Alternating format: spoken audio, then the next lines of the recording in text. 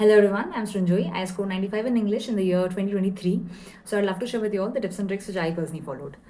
तो सबसे पहले तो ये कि इंग्लिश में लोड काफ़ी कम रहता है as compare to the other subjects like math science social science.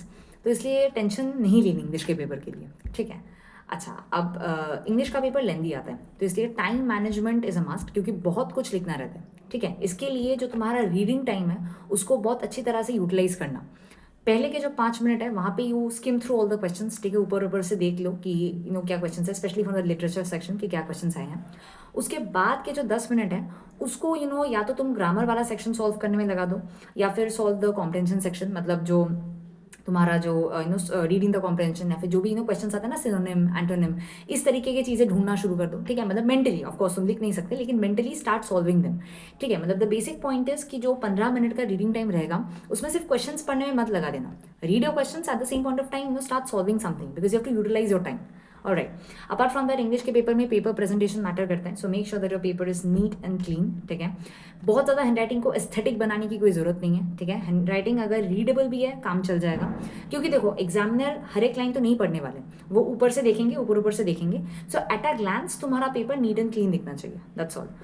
Apart from that answer writing के वक्त बहुत ज़्यादा हाई फाई इंग्लिश का यूज़ मत करना, ठीक है। बिकॉज जितना ज़्यादा हाई फाई इंग्लिश यूज़ करोगे स्पेलिंग मिस्टेक्स के चांसेस काफ़ी ज़्यादा रहते हैं। सो सिंपल इंग्लिश में लिखो, स्पेलिंग्स का ध्यान रखो, क्योंकि अगर एक दो स्पेलिंग मिस्टेक हो रहा है तो वो तो इग्नोर हो जाता है, ठीक है। बट अगर मान लो बहुत ज़्यादा हो रहा है तो in that case number cut जाएंगे, तो इसलिए बहुत ज़्यादा हाई फाई पे नहीं जाना है, simple English is all right. Apart from that अगर मैं मटेरियल्स की बात करूँ तो सबसे पहले तुमको एनसीईआरटी पढ़नी है, ठीक है, और बार बार पढ़ना है, ठीक है। एटलीस्ट 2 से 3 बार तो पढ़ के ही जाना है हर एक चैप्टर को। एंड जब भी एनसीईआरटी पढ़े उसके पीछे के जो बैक एंड क्वेश्चन है उसको भी सॉल्व कर लेना, उसको स्किप मत कर देना। अपार्ट फ्रॉम दैट जितने भी ऑथर्स के नाम हैं, पोइट्स के नाम है, हर एक चीज़ विद प्रॉपर स्पेलिंग पढ़ के जाना है। अच्छा, अब जब तुम एनसीईआरटी पढ़ रहे हो, मतलब जैसे ही तुम 2-3 बार पढ़ लोगे, यू विल रियलाइज कि कुछ लाइंस तुम्हें याद हो गई हैं, ठीक है। मतलब कुछ बुकिश लाइंस तुम्हें सबकॉन्शियसली वो तुम्हें याद हो जाएंगी, तो उसको अपने आंसर्स पे जरूर इंक्लूड करना, इससे नंबर अच्छे मिलते हैं। So please include those bookish lines in your answer and always put it in quotations, ठीक है। मान लो कोई पोएम पढ़ लो तो कुछ अगर मान लो अच्छा खासा लाइन है तो उसको डेलिबरेटली उसको याद करो and include it in your answer to get more marks. Okay, so now coming to the comprehension section. तो ये बहुत ज़्यादा डिफिकल्ट नहीं होता है, यूजुअली काफ़ी आसानी आता है, बट स्टिल 5 से 10 कॉम्प्रेंशन की प्रैक्टिस ज़रूर कर लेना, बिकॉज इससे क्या होगा ना कि स्पीड अप हो जाता है थोड़ा सा, which is required for this paper. And सबसे पहले तुमको प्रीवियस ईयर क्वेश्चन ही सॉल्व करना है, उसके बाद अगर तुमको फर्दर प्रैक्टिस की जरूरत हो you can go for other books, but सबसे पहले सॉल्व द PYQs। अच्छा, अब कॉम्प्रिहेंशन सॉल्व करने के 2 तरीके। पहला तो ये कि जो तुम्हारे कॉम्प्रिहेंशन के क्वेश्चन हैं तुम वो पढ़ लो and then you read the passage. इससे क्या होता है ना कि सिंस तुमने ऑलरेडी एक बार क्वेश्चंस पढ़ लिए हैं, तो जब तुम पैसेज पढ़ोगे तुमको ऑलरेडी पता है कि क्या क्वेश्चंस है, तो क्या क्या आंसर्स हैं तुमको ऑलरेडी पता है। अब ये मैंने ट्राई किया था, बट ये पर्सनली मेरे लिए काम नहीं किया, बिकॉज क्या होता था ना कि जब मैं क्वेश्चंस पढ़ के जब मैं पैसेज में आती थी, तो जब मैं पैसेज पढ़ती थी तब मैं भूल जाती थी कि क्या क्या क्वेश्चंस मैंने पढ़ा था। तो ये मेरे लिए काम नहीं किया। मैंने जो जनरल तरीका होता है कि पहले पैसेज पढ़ो फिर क्वेश्चंस करो, मैंने वही वाला किया था। सो तुम दोनों ट्राई कर सकते हो एंड फिर देखना कि कौन सा तुम्हारे लिए काम कर रहा है, ठीक है। अच्छा, now coming to the grammar section. तो ग्रामर में सबसे पहले जो तुम्हारे कंसेप्ट्स हैं वो एकदम क्लियर होने चाहिए। इसके लिए you can refer to the YouTube as well. मैंने पर्सनली ग्रामर यूट्यूब से ही पढ़ा है। I studied it from Ashmita ma'am, she was in Byju's मेरे टाइम पे, अब मुझे नहीं पता। बट तुमको सबसे पहले ग्रामर में अपने जो कंसेप्ट है उसको क्लियर करना है, उसके बाद करनी है क्वेश्चंस की प्रैक्टिस। अगेन सबसे पहले solve the previous year questions, उसके बाद फर्दर प्रैक्टिस के लिए you can always refer to other books, but सबसे पहले सॉल्व द PYQs।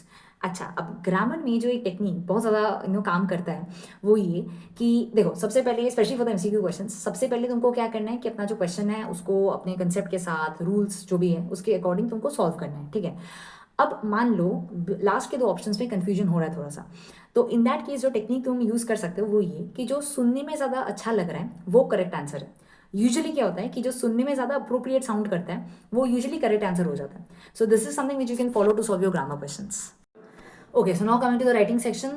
फॉर्मेट बहुत ज़्यादा इंपॉर्टेंट है बिकॉज इसमें नंबर रहते हैं, तो इसके लिए जो CBSE सैम्पल पेपर के साथ जो मार्किंग स्कीम रिलीज करता है उसमें जो भी फॉर्मेट दिया जाता है उसको एकदम डिट्टो फॉलो करना, ठीक है। अच्छा, अपार्ट फ्रॉम दैट तुम जब भी कोई चीज़ लिख रहे हो, मतलब तुम लेटर लिख रहे हो या फिर जो एनालिटिकल पैराग्राफ है वो लिख रहे हो, तो मेक श्योर कि तुम्हारे जो भी पॉइंट्स हैं वो एक ऑर्डर में है, ठीक है। मतलब हैफजर्ड तरीके से आंसर नहीं लिखना है, ठीक है। इसके लिए अगर जरूरत पड़े तो तुम 1 मिनट का थोड़ा सा ब्रेक लो एंड सोचो कि तुमको क्या क्या पॉइंट्स अपने आंसर में इंक्लूड करना है, और उसको एक ऑर्डर तरीके से लिखो। मतलब आंसर स्ट्रक्चर्ड होना बहुत ज़्यादा ज़रूरी है, ठीक है, नहीं तो नंबर कटते हैं। तो मेक श्योर कि तुम्हारा जो आंसर है वो एक फ्लो में चल रहा है। And like this is very important. So I hope I am able to explain this thing to you. ठीक है. एंड ये जो सेम चीज़ है ये लिटरेचर के लिए भी अप्लाई करता है. मतलब जो भी लिटरेचर सेक्शन में जो भी आंसर्स हैं, मेक श्योर उसको भी तुम एक फ्लो में लिख रहे हो. ठीक है. मतलब पॉइंट्स ऑर्डर्ड में है एंड स्ट्रक्चर्ड तरीके से तुम लिख रहे हो. This is very important. Okay.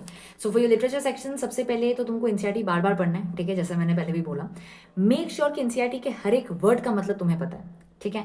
अच्छा, फॉर योर पोएम्स उसका जो लिटरल मीनिंग है, मतलब जो लाइन बाय लाइन मीनिंग है, वो भी पता होना चाहिए. उसके साथ साथ उसका जो इनर डीप मीनिंग है वो भी पता होना चाहिए. ठीक है. इसके लिए मैंने पर्सनली जो ऑल इन वन का जो बुक आता है मैंने वो रेफर किया था. ठीक है. तुम कोई भी और बुक रेफर कर सकते हो. But the basic point is कि तुमको हर एक पोएम का उसका क्या लिटरल मीनिंग है, उसका क्या समरी है, उसका क्या इनर डीप मीनिंग है, ये तीनों की तीनों चीज़ें पता होनी चाहिए. ठीक है. पोम्स में poetic devices are very important because ऐसे क्वेश्चंस आते हैं. सो मेक श्योर तुम पोएटिक डिवाइसेस करके जा रहे हो. You can refer to YouTube videos. ठीक है. बहुत सारे वीडियो तुमको मिल जाएंगे जहाँ पे poetic devices are well explained. So do them. अच्छा, फॉर योर आंसर राइटिंग, जैसे मैंने पहले भी बोला कि make sure your answers are structured, नहीं तो नंबर कटते हैं. तो इसलिए आंसर में एक फ्लो होना काफ़ी ज़्यादा ज़रूरी है.